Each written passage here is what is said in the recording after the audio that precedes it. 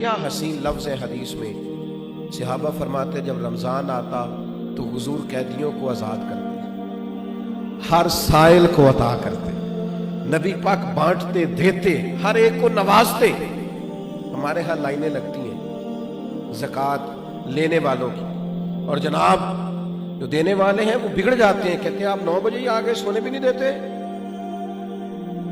اور پھر یہ کہ آپ وہ تو نہیں جو پہلے بھی آئے تھے، اور دوسرا یہ کہ آپ اگر ترتیب سے کھڑے نہیں ہوں گے تو میں بھگا دوں گا، سب کو کچھ بھی نہیں ملے گا. سچ بتانا جب اللہ نے ہمیں دیا تھا تو لائنوں میں لگا کے دیا تھا. سچ بتانا جب اس نے ہمیں دیا تھا تو یہ رویہ تھا.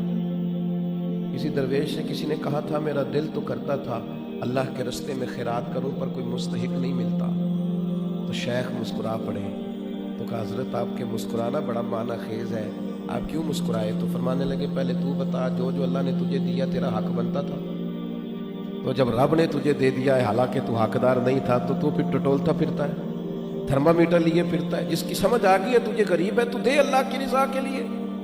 لیکن وہ رویوں کی تلخی، مزاج کی ترشروئی، میں اقرار کرتا ہوں اس بات کا بھی کہ بہت سارے غربا اس مہینے میں دھندے بھی بنتے ہیں، آٹا خیرات میں لے کے دکانوں پہ بیچا بھی جاتا ہے. یہ ساری چیزیں دیکھنے کو، سننے کو، پڑھنے کو ملتی ہیں، لیکن میرے عزیز آپ یہ ساری چیزیں دیکھ کے کیا خیرات کرنی چھوڑ جائیں گے؟ ان رویوں کی بنیاد پر کیا آپ یہ کام کرنا چھوڑ جائیں گے؟ اللہ کی رضا کے لیے دینا ہے تو خوب دینا ہے. اس ماہ مبارک کو نبی پاک علیہ السلام نے غمخواری کا مہینہ قرار دیا ہے. خوب اللہ کے لیے ہمارا اسی جگہ دسترخوان لگتا ہے سحری اور افطاری کا.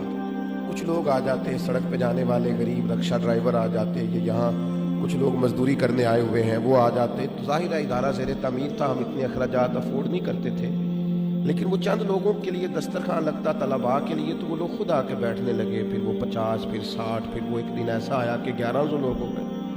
تو یہ دوست مجھے کہنے لگے کہ ہم کیسے کر کے ان کو چلائیں. تو میں نے کہا سچ بتاؤ ان پوری صفوں میں تم نے کوئی امیر بھی بیٹھا دیکھا ہے؟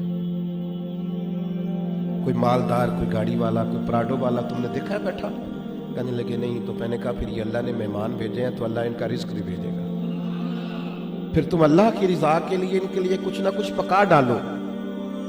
یہ جو چپکے سے آ کے چھپ کے، اور بعض میں نے ایسے لوگ بھی دیکھے جو اوپر کپڑا رکھ دیں اور آ کر کے بیٹھ دیں.